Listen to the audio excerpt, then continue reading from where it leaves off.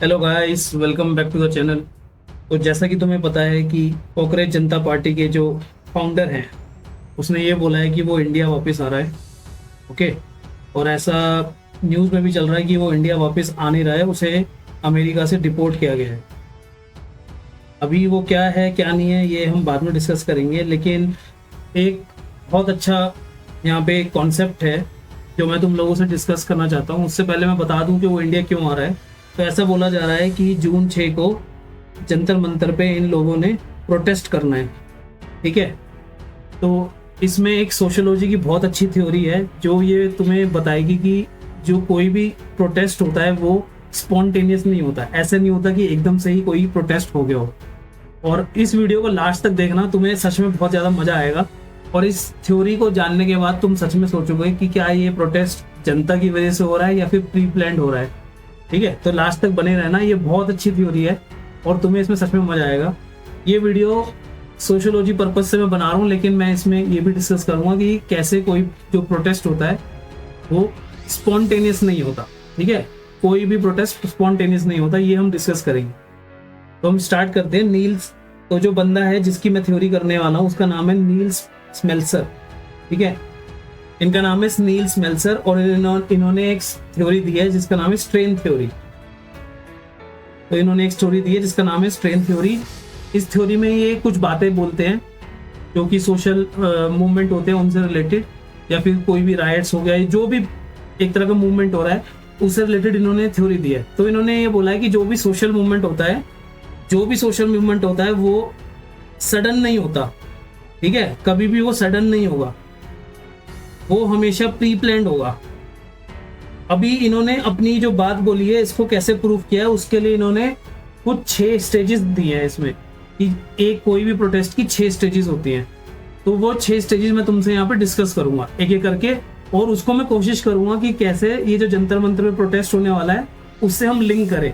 ये जो कॉकरोच जनता पार्टी है जो ये प्रोटेस्ट करने वाली है उससे हम लिंक करें। तो नील्स मेल्सर की जो थ्योरी का फर्स्ट पॉइंट है वो ये है कि जो सोशल मूवमेंट होगा वो कभी स्टार्ट होगा अगर वहां पे स्ट्रक्चरल कंड्यूसिवनेस है। अब ये स्ट्रक्चरल कंड्यूसिवनेस क्या होता है? स्ट्रक्चरल कंड्यूसिवनेस ऐसा होता है कि एक पर्टिकुलर कॉज होना चाहिए जिसकी वजह से लोग वहां पे गैदर हों। For example Jantar Mantar. अभी इन्होंने जंतर मंतर क्यों चुना है? जंतर मंतर इसलिए चुना गया है क्योंकि जंतर मंतर एक रिकॉग्नाइज्ड प्रोटेस्ट साइट है, तो इसलिए इन्होंने जंतर मंतर को सुना है। सेकंड होता है कि जो सोशल मीडिया होता है हमारा, जो सोशल मीडिया होता है वो पूरा गेम को हैंडल करता है, मतलब कि कैसे लोग आएंगे, यानी कि कोऑर्डिनेशन करता है। तो जो सोशल मीडिया होता है वो कोऑर्डिनेशन करता है कि कैसे लोग आएंगे, कहाँ से आएंगे और क्या करेंगे। अभी आपने देखा होगा बहुत सारे सोशल मीडिया पे इनके कॉकरोच जनता पार्टी के लोग वीडियोस बना रहे हैं और वो बोल रहे हैं कि तुम्हें कैसे आना है, क्या क्या लेके आना है। ठीक है, ये सब हो रहा है वहां पे। फिर जो तीसरी बात इसमें होती है वो होती है जो सिविल सोसाइटी ग्रुप्स होते हैं वो इनके साथ में आके जुड़ जाते हैं। तो सिविल सोसाइटी के जो ग्रुप्स होते हैं वो भी इनके साथ में आके जुड़ जाते हैं। जैसे वांगचुक जी आ रहे हैं तो वो इनके साथ में जुड़ रहे हैं। ठीक है, तो ये हो गया तुम्हारा फर्स्ट स्टेज। अभी सेकंड स्टेज क्या है? सेकंड स्टेज है कि प्रोटेस्ट होगा कैसे। ठीक है, उसके होने के लिए कारण क्या है, तो उसको बोलते हैं सेकंड स्टेज में स्ट्रक्चरल स्ट्रेन। ठीक है, क्या बोलते हैं? Structural strain. अभी ये स्ट्रक्चरल स्ट्रेन क्या है? स्ट्रक्चरल स्ट्रेन में कुछ भी नहीं है, वो ऐसा बोल रहा है कि पीपल की एक्सपेक्टेशन और सोशल रियलिटी के बीच में एक तनाव होना चाहिए, यानी कि पॉलिसी फेलियर, जो ये लोग बातें कर रहे हैं पॉलिसी फेलियर होगी। ठीक है, दूसरा हो गया इकोनॉमिक कंसर्न हो गया। आजकल तुमने सुना होगा अपोजिशन लीडर राहुल गांधी भी इस बारे में बातें करे जा रहे हैं, इकोनॉमिक कंसर्न होगा। ठीक है, तीसरा होता है सोशल एक्सक्लूजन, कि दलितों को हटाया जा रहा है, ये करा जा रहा है। ये जितने भी पॉइंट्स है ये बंदा नील्स मेल्सर ऑलरेडी दे चुका है, तो ये एक तरह से इसी को फॉलो कर रहे हैं। चौथा होता है एडमिनिस्ट्रेटिव नेग्लेक्ट। तो अभी बहुत सारी जगह पे कुछ भी ऐसा होता है, अगर कोई भी घटना घटती है तो वहां पे ये बोला जाता है एडमिनिस्ट्रेशन की गलती है, जैसे कि पेपर लीक होना, ये सब।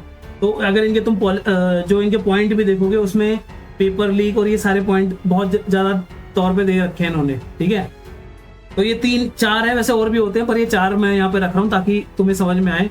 तो ये स्ट्रक्चरल स्ट्रेन में 4 पॉइंट आ गए कि स्ट्रक्चरल स्ट्रेन हो रहा है और हमारे को एक कॉज मिल गया कि पीपल और लोगों की जो सोशल रियलिटी है और जो गवर्नमेंट से रियलिटी है उसके बीच में एक स्ट्रेन आ रहा है। तो तीसरा होता है जनरलाइज्ड बिलीफ। अभी ये जनरलाइज्ड बिलीफ क्या है, तो जनरलाइज्ड बिलीफ में हम देख लेते हैं।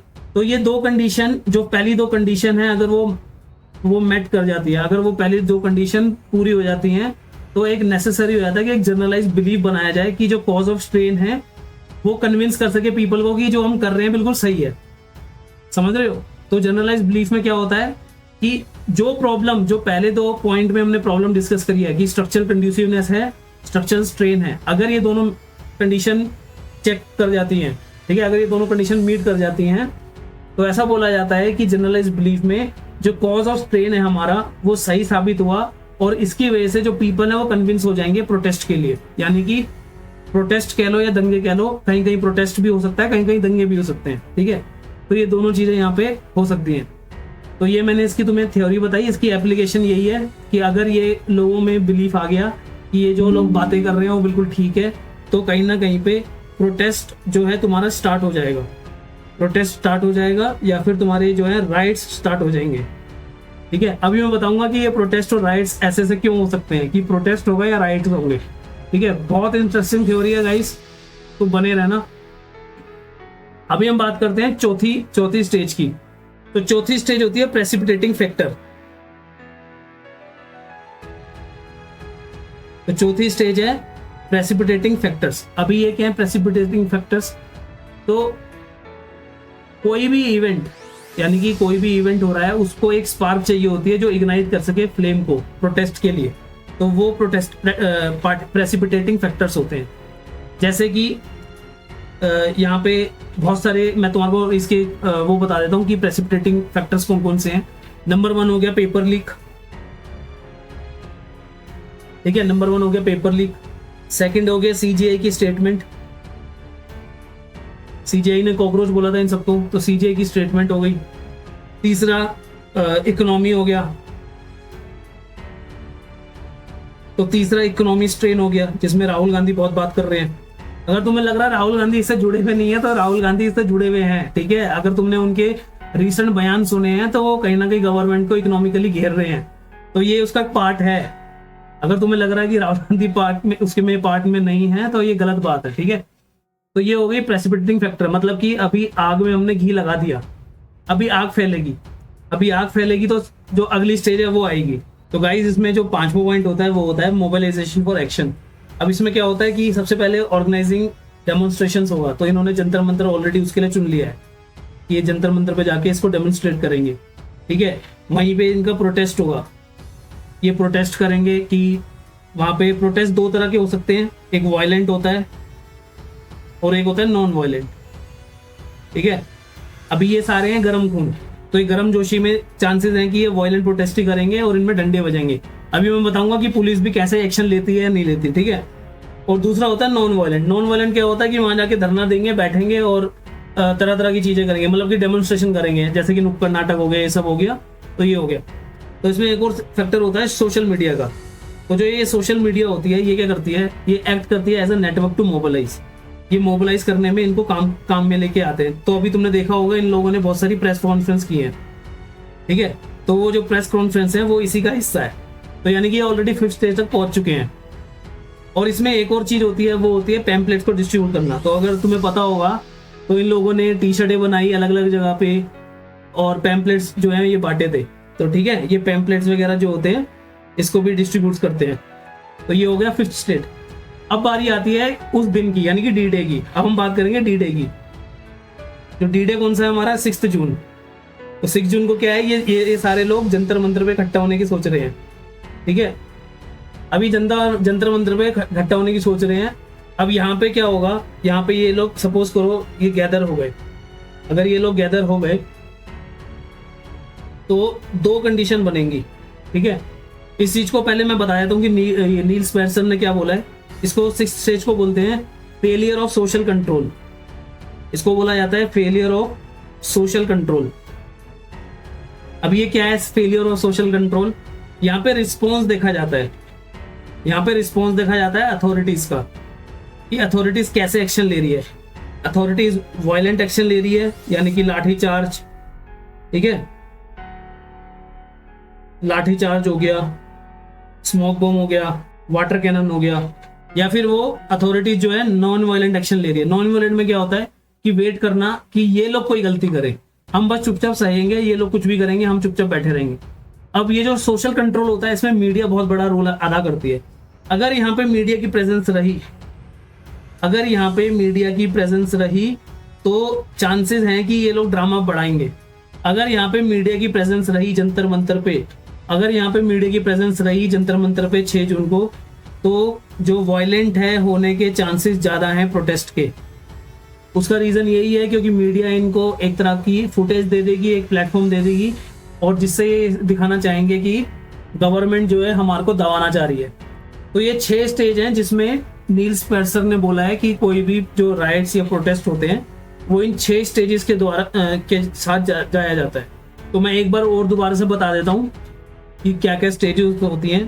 तो पहली स्टेज होती है स्ट्रक्चरल कंड्यूसिवनेस। यहाँ पे देखा जाता है कि अपॉर्चुनिटी है या नहीं किसी भी प्रोटेस्ट या राइट को करने के लिए।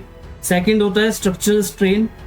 स्ट्रक्चरल स्ट्रेन में जो रीजंस हैं उनको देखा जाता है कि क्या रीजन है हमारे पास यहाँ पे प्रोटेस्ट करने के या नहीं करने के। तीसरा होता है जर्नलाइज्ड बिलीफ, यानी कि अगर ये दोनों कंडीशन मीट कर गई तो हम पब्लिक को कन्विंस कर लेंगे जो हम कर रहे हैं वो सही है। इसको बोलते हैं जर्नलाइज्ड बिलीफ। तो चौथी स्टेज होती है प्रेसिपिटेटिंग फैक्टर, जो स्पार्क करे इग्नाइट को, जिससे कि ये जो प्रोटेस्ट है इसको एक फ्लेम मिल पाए, यानी कि आग मिल पाए। ठीक है, तो ये होगी 4th स्टेज। 5th स्टेज क्या होती है? 5th स्टेज में मोबिलाइजेशन होता है। तो मोबिलाइजेशन में ये प्रोटेस्ट करते हैं, ऑर्गेनाइज करते हैं, सोशल मीडिया से के जरिए अपनी बातों को रखते हैं। उसके बाद में लास्ट में आता है फेलियर ऑफ सोशल कंट्रोल, यानी कि जो वहाँ पे गैदर हुई है भीड़ उसको या तो पीसफुली हटा दिया जाएगा या फिर वॉलेंटली हटा दिया जाएगा। अब ये यहाँ पे डिपेंड करता है कि अथॉरिटीज का कैसा रिस्पॉन्स है। और अगर वहाँ पे मीडिया प्रेजेंस हुई, अगर वहाँ पे मीडिया प्रेजेंस हुई तो देयर आर हाई चांसेस कि ये जो कांग्रेस जनता पार्टी के लोग हैं इस प्रोटेस्ट को वायलेंट कर देंगे। अभी हम इसकी बात करेंगे कि ये सक्सेसफुल होगा या एक फेलियर होगा। ठीक है, अभी सक्सेसफुल होने के चांसेस कम क्यों हैं? तो मुझे ऐसा लगता है कि ये एक सक्सेसफुल नहीं होगा, ये एक फेलियर होगा। तो पहला रीजन है कि इनके पास जो ग्राउंड है वो नहीं है। ग्राउंड नहीं है मतलब कि बहुत कम लोग हैं जो इनसे जुड़े हुए हैं।